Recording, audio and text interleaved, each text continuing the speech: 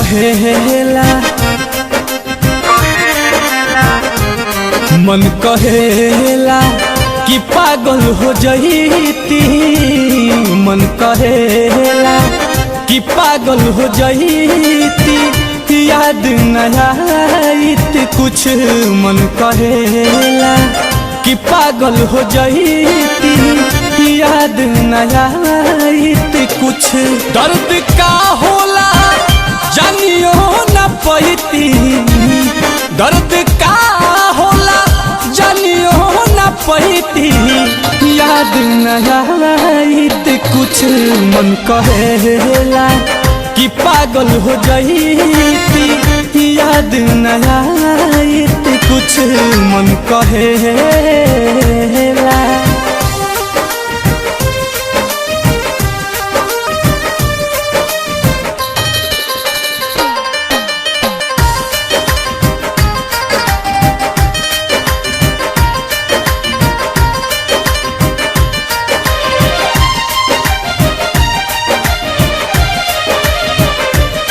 चाहे ठोकर मरते चाहे ताला, जुल्म के तनो करते जमाना।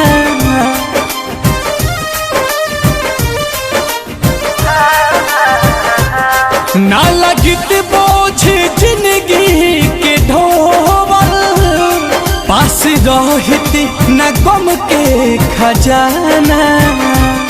कौनो बतिया पर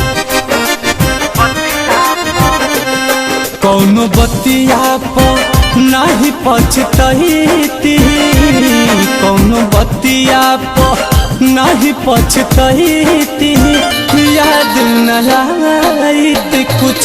मन कहेला कि पागल हो जईती, याद न आईत कुछ। मन कहेला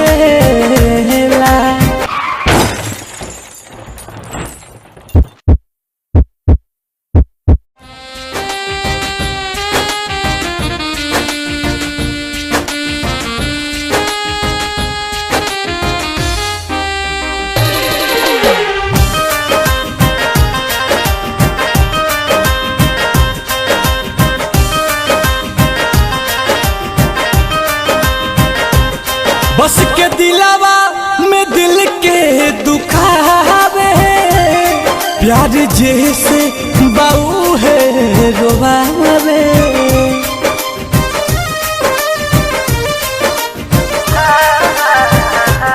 आस टूटे तब नहीं कुंदन, बिना उनके न कुछ मन के भावे।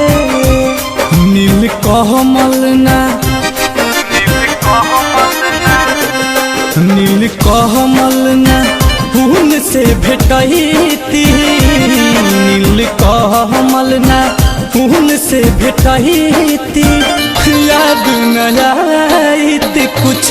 मन कहेला कि पागल हो जईती, याद न आईत कुछ।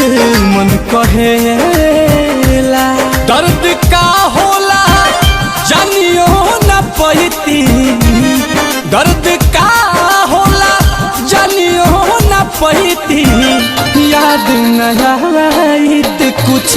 मन कहेला कि पागल हो जईती, याद न आईत कुछ। मन कहेला